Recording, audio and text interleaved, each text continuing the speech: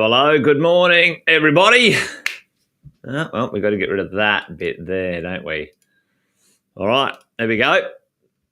Good morning. Hey, good to see you online. I can see a few of you right now. Hey, good morning to Alison and Aaron. Great to see you. Thanks for joining us this morning, crew. Fabulous Friday. Aaron, got the coffees going on. Welcome to another Wealth Coffee Chat, folks. Hope you're all awesome and well wherever you are. There's Tim. Tim, how are you, mate? Alison, let us know where you are, what you're up to, folks, on this fabulous Friday. Thanks for joining me today. As things warm up, I'm just going to quickly do the little intros. If you don't know already, my name's Jason Whitten. Most of you know that.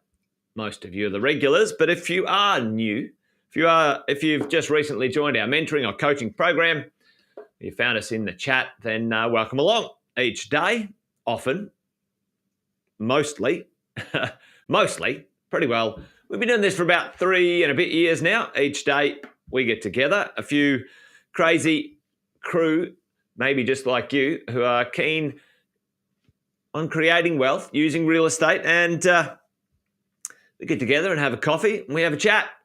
So thanks for joining us today.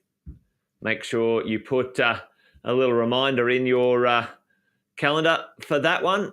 Join us as we go. Along the way, I try and share a little bit about what I've learned over the last 20 plus years coaching property investors, 25 plus years investing myself, 10,000 plus investments owned by my clients across Australia and New Zealand. Along the way, might have learnt one or two things, and I get the privilege to share a little bit of that with you guys each morning. So hopefully, wherever you are, whatever you're up to, you're doing well. Kevin, all the way from Florida. Good to see. We've got some international guests as well. Good morning to Luke. Tim's all the way from Rocky. There we go. Cold. Well, it's a heat wave in the north and it's cold in the south, Chris. Well, there you go. Hey, listen, you guys have heard me talk about this one before. And today, I wanted to see that. I might run this out. Today, I was going to talk to you guys about the stages I have seen property investors go through when it comes to the stages of creating wealth. And I'm going to sort of tie in some bit of touchy-feely today. Not too much, but we'll just get in there and we'll have a bit of a look. So you guys have heard me talk about this before. Some of you have. And if you're new, you might not have. The 3 stages of investing, property investing. Tell me in the chat, some of you know in the chat, what are the stages we talk about all the time here at Positive, and the stages that I've noticed over the last 20 plus years working with property investors, just like you, that we go through when it comes to the world of investing, all right, property investing particularly. But what are the three stages? I put them up there on the I'll put them up there on the board. Tell me in the chat if you know what's going on. Rose is a bit chilly, she said, down there in Melbourne. Well, there you go. We just saw yesterday our crew in Melbourne had, jumpers and jackets on, and in Queensland wearing shorts. Look, I got my shorts on and T-shirts. There you go. All right. Well, listen, a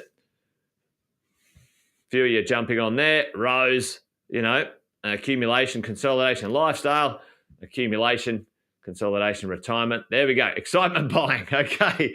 There you go. What? Snow in the mountains and at 36 in Sydney. Anyway, things are crazy. Enough about the weather. Let's talk about property. The three stages. Accumulation or acquisition. The idea, the first stage we all go through is we need to buy some things. Buy the properties. The number of properties, the value of properties, or assets. This can be an asset of any description, but we're a bit mad about property investing. This is the idea where we get into it and we buy. And you guys know there's a lot of moving parts in here, a lot of moving parts in acquisition.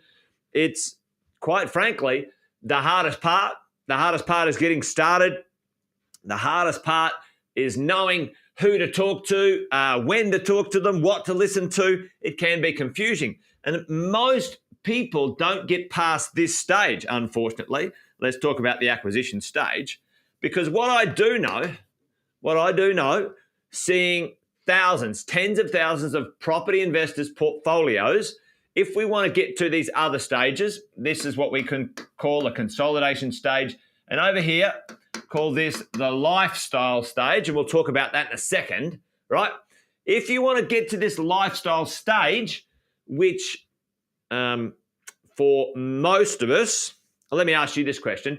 In the lifestyle stage, what is your expectation? What do you want from your investing? What do you want from your investing? So this is kind of the mechanical conversation. Put it in the chat for me right now. You do all this stuff, and over here you're expecting what? What are you expecting your investments to do for you? And this is 99.9% of investors. Boom, passive income. You want a passive income, all right? Over here, what you want is you want your assets to go to work, make you some money, so you don't have to. Options, like totally, Tim, right? That passive income gives you options. And if you dig deeper into it, what does it give you? It gives you more choices, gives you more time. We're going to talk about that in a second. You want it to give you a passive income. You need to know what it is, how much, whatever, blah, blah, blah. But let's look at this. To get to this passive income, for most investors, yeah, there you go, provide a full wage, and you want your assets to be low or debt-free, okay? Now, there's a little balancing act there. Depending on how many assets you have will depend on your debt levels, okay? But we won't talk about that complication today or that thing today. So you need to get some assets. What I do know, on average, you can chuck it in the chat for me right now. Give me a number. Quantify this number for me. Quantify your passive income. Quantify this stages of passive income. Here's what I do know.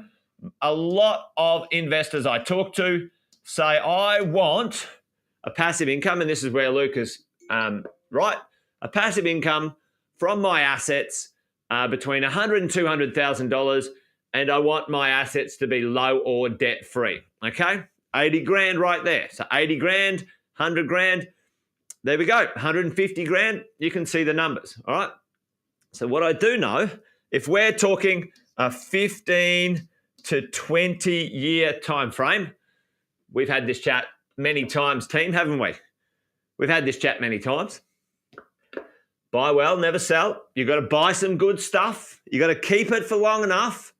All right. And along the way, you've got to make sure you do the things you've got to do.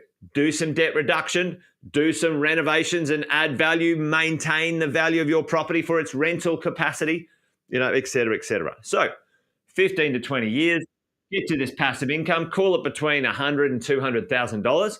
How many properties, based on some very conservative numbers, what's the minimum amount of properties for us to get from zero investments over here to this passive income? This is just mathematics. You can do it as in the value of the properties, like the beginning value in the acquisition, or you can do the number. But tell me, how many properties or value of properties do we need to start with? Anyone know the number? Because we've done this before. The mathematics of how many properties, value of properties do we need to get hold of in the acquisition phase, folks? All right. Anyone know? Which doesn't include your own home at this point in time. Okay. But it can, right? So absolutely 100%. It's about 5 properties or about $3 million worth of real estate. So 5 or 3. Yep. Boom. There you go. Alison, away you go. So at the lower end, $100,000, you could probably get away with sort of 4 to 2 million, maybe 3 properties to 2 million at the higher end. Exactly. And then there's some calculations, right? You're dead right, Luke. So, but here's what I know.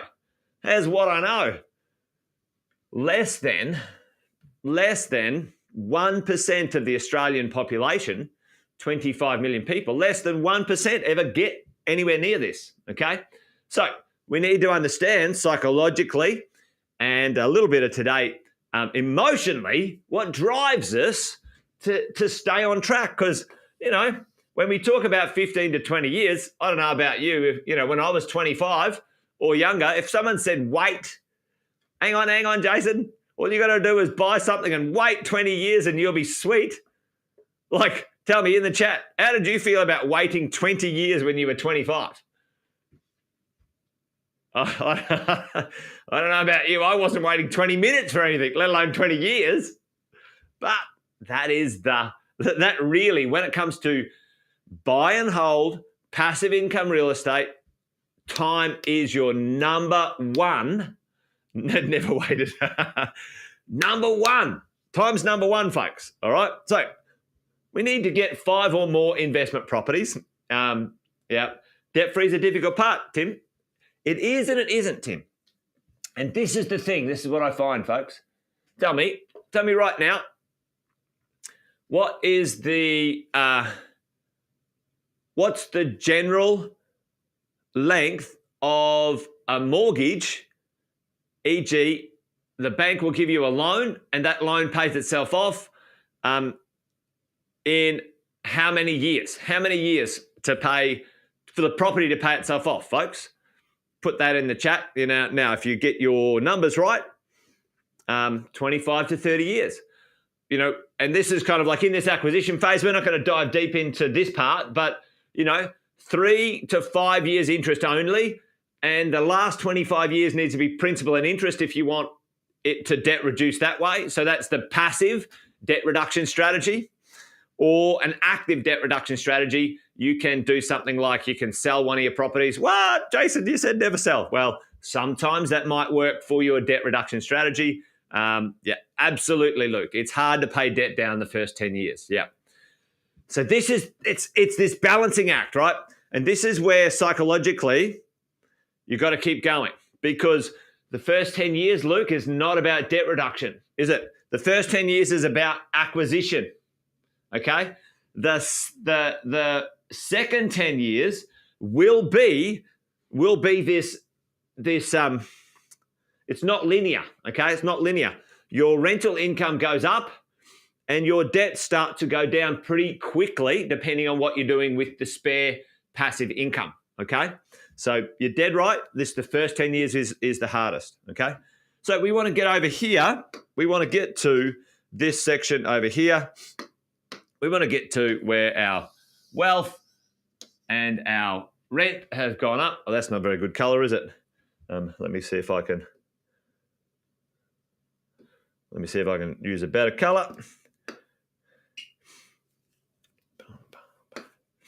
All right, so we want to get our rent and our passive income up, and then we want to get our debt as we go along to go down. Okay, we know this. You guys, yeah, rather than get more debt. Yeah. So over here is the opportunity where there's equity, there's value, and that is kind of the 20 to 30 year plan. All right. How can you accelerate that? There's ways to accelerate it.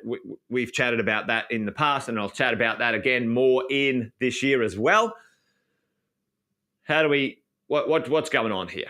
Okay, what's going on here? So there's the general overview, and let's just talk about something in here that I think is pretty cool. This overlay, let's call it an overlay in here when it comes to these stages, okay? These stages of, our asset building. Acquire the right assets, maintain, manage, and maximize in this consolidation phase, right? Maintain, manage, and maximize. And then passive income, structured, very well structured, tax efficiently structured, okay? Tax efficiently structured to get the most out of it, And I've chatted to you guys in the past. I'm going to do it again this year. There's 4 places we can have tax-free. What, Jason? What did you say? There's 4 places you can have tax-free gains as an investor, and there's one place you can get tax-free income. So to be smart, to get the most out of your acquisition, you have to be structured well in your way you own those properties, structured well in how you finance them, and structured well in your strategy, your psychology to go the distance, but also your emotional capacity to go the distance. What keeps you on track, what drives you forward, okay? That sort of stuff. So what overlays this, if we overlaid our 3 stages of acquisition, there's actually 3 stages of emotional investing, okay? So what's the first stage? So let's forget about the acquisition, okay? And most investors I talk to, I'm like, what do you want your investing to do? And they say, replace my income, okay? So if you didn't have an income, you couldn't survive. So the first emotional stage, okay, the first emotional stage of investing when it comes to these 3 stages is the stage of being able to get by, to live. You need money to live, all right?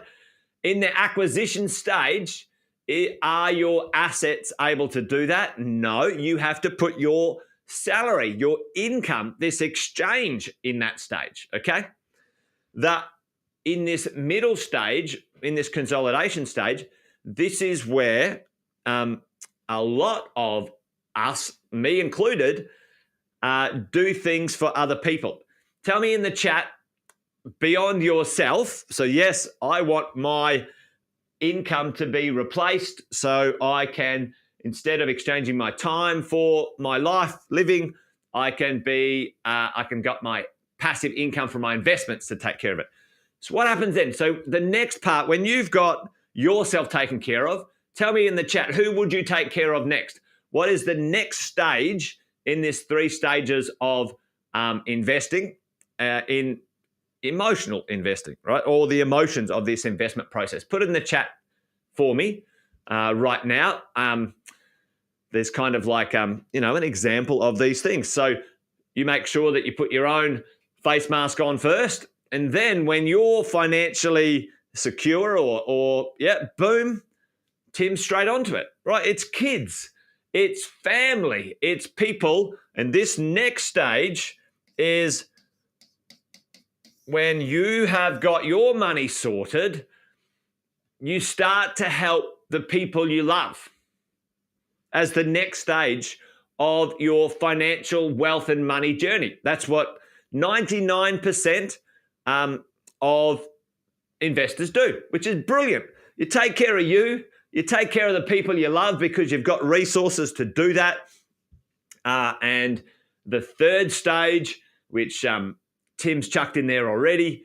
The third stage is legacy, right? Legacy. What legacy when it comes to you've got enough assets, you've got enough money, whatever your definition is, what are you going to do? And you don't have to, but many people do. Many people are inspired to pay it forward. What are you going to do? What's your legacy part? And a few of you guys know this. Many years ago, I read this book called Leaving Microsoft to Change the World. I love this book.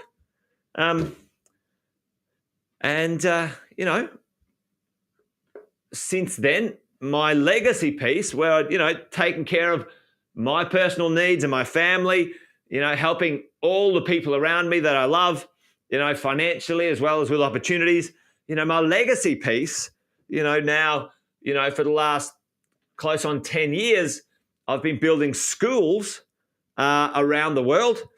And, we're up to 17 schools. We've got 3 libraries under construction. There's over 6,000 kids go to school every day, which is kind of cool, right?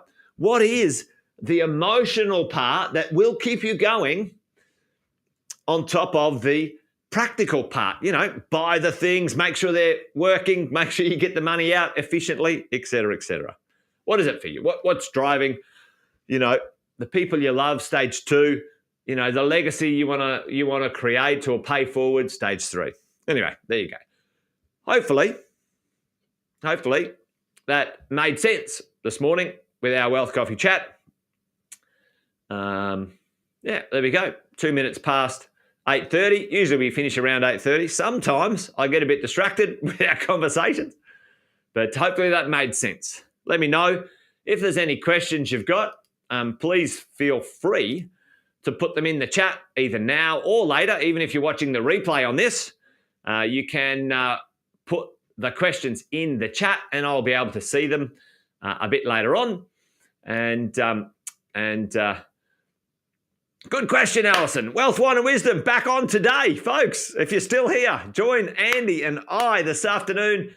Big kickoff this afternoon for Wealth, Wine and Wisdom.